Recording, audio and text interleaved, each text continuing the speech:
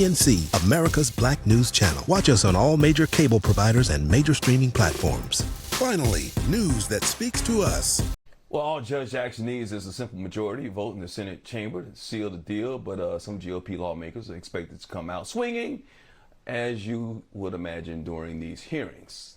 Once again, since the Democrats do have the Senate, you would think that she would get in, but then again, we thought a lot of the legislation that President Biden was going to try and get passed would get passed as well. Who knows? Justice correspondent Candace Kelley joins us now. You can't blame us for feeling the way we do with everything that's gone on in the last couple of months here, Candace, though. But good morning to you. This is a historic day. Reports say Brown Jackson's prep, it went late into the night last night, and going over some last minute details. What do you think she's been rehearsing the most, though? Listen, I think that she is waiting for the questions that are going to be combative, which we know that they will be. I mean, look at what Senator Josh Hawley tweeted with 17 tweets talking about how she kind of has a penchant for making sure that pedophiles get a lesser sentence. She's really going to be practicing those questions that she knows she has already been asked. She has been in this situation 3 times before in terms of being sentenced, the Sentence Commission, and confirmed on that, and also for her appeals court position and her circuit court position. She's been here before. She knows the questions that are coming. Of course, they've ramped it up a little bit, as we know. So the cases specifically, I think that they're going to look at are the ones that are going to have to deal with her kind of being soft on crime, as Senator McConnell has talked about. So we're going to see a lot of that, and what she is prepping for are questions that she knows she's been asked about before. She just has to do it one more time in order to cross that threshold, Mike. Candace, we also know she was a public defender and served, and I don't even think they make that much money, but the Republicans have made it clear they will dial in on that. Her record on crime will be a focal point. What do you expect in that regard? Well, listen, there have been some senators who have accused her of being light on criminals. They're going to bring up, for example, Guantanamo Bay. They're going to bring up her work, as you said, as a public defender. And really what they're going to go for is trying to get out of her, what do we need to know about you in terms of your decisions? Because her decisions really have not honed in on those hot button issues. When we talk about abortion, when we talk about gun rights, things of that nature, she does not have a clear record. So in terms of her public defender position, though, they do have a little more leeway, if you will, to say, hey, you decided this in Guantanamo Bay. Or when you were on the Sentencing Commission, you made sure that the distinction between sentencing of crack cocaine and loose powder cocaine was made retroactively, and many people got out of jail. So all of these things that she has actually written about is what they're going to be honing in on when we are talking about her as a public defender, which, as we know, is going to be very, very important, because when we talk about the criminal justice system, there are many cases that make their way to the Supreme Court, but we don't have a lot of people on the court that have dealt on a trial level when it comes to criminal prosecution. So really to understand the nuts and bolts of what's going on a lower level before it gets to the Supreme Court, she's going to be the one that they look to. Never before have we had a public defender. It's been since Thurgood Marshall. So she's going to be someone that's going to bring expertise and may sway a few other judges. And that's what Republican senators want to know. What type of swaying is she going to be doing when she's in the room with those other 8 justices? Because it's going to make a huge difference. Sharon, I know you always say, hey, hopefully she'll be sitting right next to Thomas when she does it. But we know certainly that she is going to make a difference. Even if she's in the dissent, she is going to make a difference. Yeah, she's sharp, she's qualified. Yeah, absolutely, and much needed. Last time Senate rejected the presidential nominee was Robert Bork in 1987. Look, she's expected to be confirmed, right? But there are going to be some theatrics. Maybe not the way it was with Clarence Thomas and maybe Brett Kavanaugh.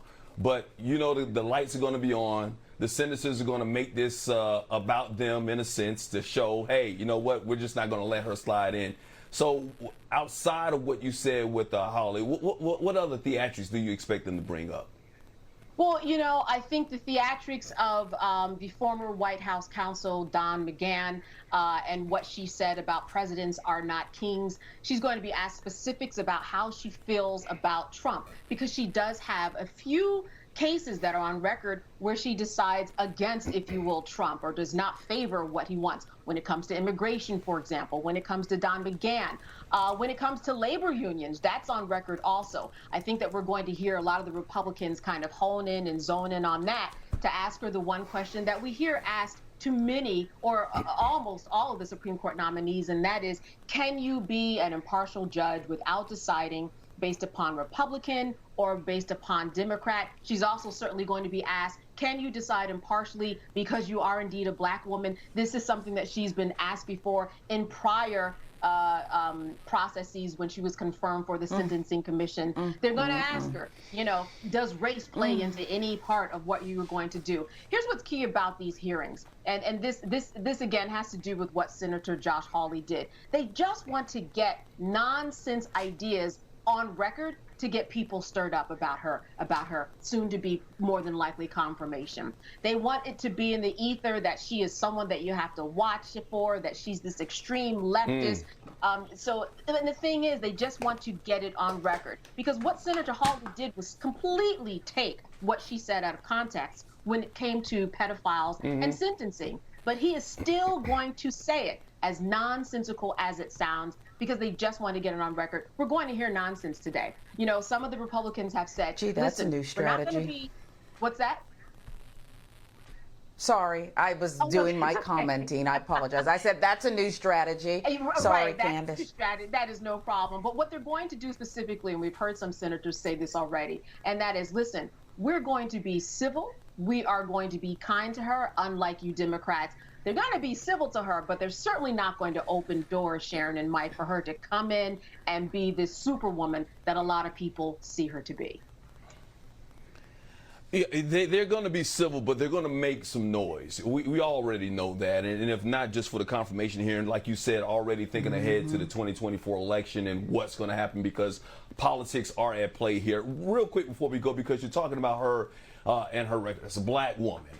Affirmative action is also one of the things that's on the docket. She went to Harvard. Obviously, Harvard is being sued right now, part of an affirmative action situation. They'll probably ask her if she's going to recuse herself. And there are several lawmakers out there who feel like her even being a nominee is part of affirmative action. How many questions do you think she'll actually get based on that question?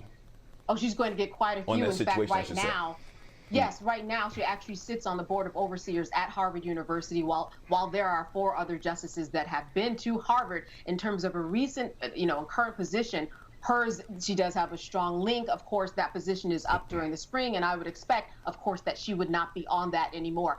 Yes, that is going to come up, and they're going to ask her about her ties. But again, she's going to be the 5th justice that's been to Harvard that's going to sit on there. So what are they going to expect of all the justices? But they certainly will ask her about that, because that's on the docket right now. And it's something that's going to come up in the future. They're coming up the pike. They're definitely going to ask her about that, Mike. Well, let me tell you something, Candace.